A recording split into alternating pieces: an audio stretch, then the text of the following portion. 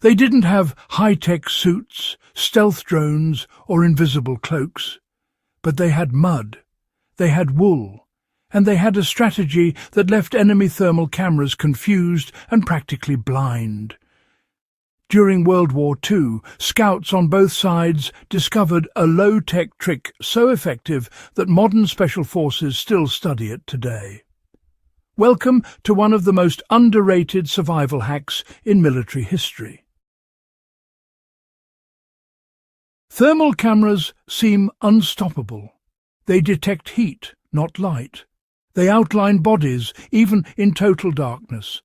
In theory, the tech should have exposed every scout, sniper and recon unit the moment they moved. But here's the twist. World War II gave birth to some of the world's earliest thermal detection devices, and the soldiers who faced them found ways to break the system. This is where mud and wool come in, not as a disguise, not as camouflage, but as a weapon against heat. Thermal cameras don't see shapes, they see temperature differences. A human body gives off heat that glows like a lantern to early infrared systems. Back then, devices weren't handheld or sleek like modern gear. They were massive, experimental, mounted on trucks or bunkers. But even in their primitive state, these cameras could reveal troops crossing open fields, creeping through forests, or hiding in shallow trenches. For scouts, especially those operating behind enemy lines, being seen was a death sentence. They needed a countermeasure that didn't rely on electricity, equipment, or supplies they couldn't carry. Something universal. Something that existed in nature. And the answer started with mud. Here's the interesting part. Mud isn't just dirt and water, it's a heat absorber. When applied to the skin, it pulls thermal energy away from the body's surface. Instead of presenting a bright, glowing human silhouette, the scout's heat signature becomes muted, irregular and harder to detect. But let's be clear, this wasn't some magical invisibility trick that made soldiers vanish on screen. What it did was break the consistency of the heat pattern. Thermal cameras look for uniform shapes. Heads, shoulders, arm outlines. Once coated in mud, the scout's shape fractured. Their head looked like a rock. Their arms looked like the earth around them. Heat blended into the landscape. Mud acted like nature's insulation. It bought time, confusion, and distance. In a war where seconds could determine survival, that mattered. And there was another benefit. Mud dries. When it dries, it forms a crust. That crust traps air. Air is another insulator.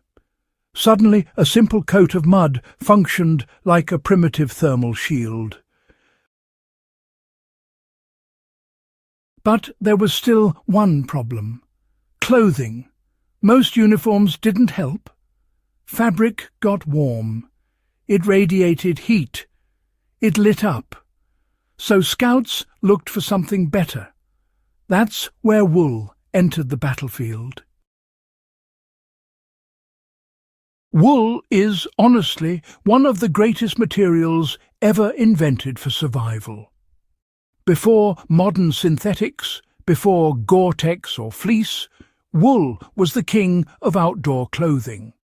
It insulates even when wet, regulates temperature, and holds heat close to the body. During World War II, scouts used wool because it didn't radiate heat like cotton or canvas. Wool traps warmth inside instead of allowing it to escape outward. On a thermal camera, this meant the difference between a glowing torso and a faint, irregular shape. Add a layer of mud to exposed areas, face, hands, neck, and suddenly the human heat signature becomes puzzle-like, not invisible, but unrecognizable. And that's the goal, not to disappear, but to become something else. In thermal warfare, misidentification is a weapon. Wool also did something subtle but powerful. It kept body temperature stable.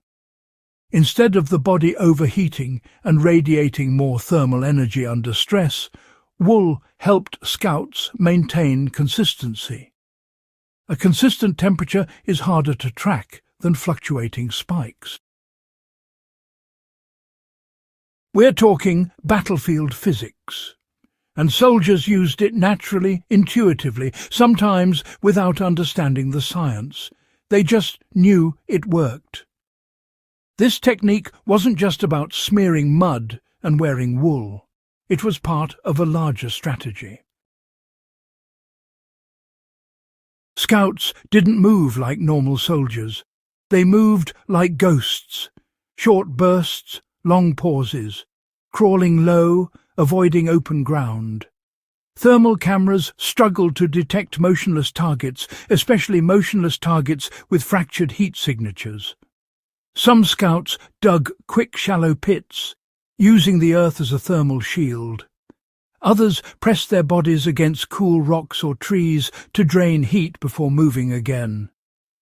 Many carried water in cloth pouches and soaked them before crossing detection zones, cooling themselves and lowering their thermal output temporarily. Mud and wool were the heart of the trick. But, the tactics around them made the trick work. This is what makes it brilliant. It wasn't just a hack. It was a system, a survival system using nothing but nature, instinct, and necessity. Let's keep it grounded. These techniques didn't always work. Some scouts were caught, some thermal systems improved. Over the course of the war, detection got better, and so did the countermeasures. What mud and wool really provided was an advantage in the early days of infrared surveillance. It wasn't a cheat code. It was a reduction of risk, a delay of detection, enough to slip past patrols, cross enemy lines, or gather intel from behind thermal coverage. In survival, you don't need perfection. You need enough. Enough to escape. Enough to succeed. Enough to stay alive. That's what these techniques offered. Here's the twist. Modern thermal cameras are, much more advanced. They're sharper, faster, and honestly a lot harder to fool. But the principles really haven't changed. When special forces or survivalists train to resist thermal detection today, they still study the same fundamentals. Break the outline, disrupt the signature, and reduce the temperature contrast. Some modern ghillie suits are actually coated with materials that act like, you guessed it, mud. And some thermal blankets use layered fibre technology that basically imitates the insulating effects of wool. World War II scouts weren't just surviving the moment. They were, kind of by accident, designing the groundwork for modern stealth. And that's why their story belongs on this channel. If you ever find yourself wanting to reduce thermal visibility in a survival scenario, remember the foundations. You're not trying to disappear. You're trying to distort. Cool your surface temperature with mud or cold water. Wear insulating natural fibres. Stay low against terrain that absorbs heat. Move less. Break the outline. These tricks aren't flawless, but in environments where technology meets ingenuity, they tilt the odds back in your favour. Sometimes, the oldest tools in the world are still the sharpest. If this story lit up your curiosity, you're exactly where you need to be. Legacy of Survival is all about forgotten skills, battlefield ingenuity, and the ancient knowledge that still beats modern tech when used right. So, if you want more stories like this, more tactics, more survival genius from the past, hit subscribe, tap like, share this video with someone who loves history or the outdoors. And join us as we explore the legacy of survival, one incredible skill at a time.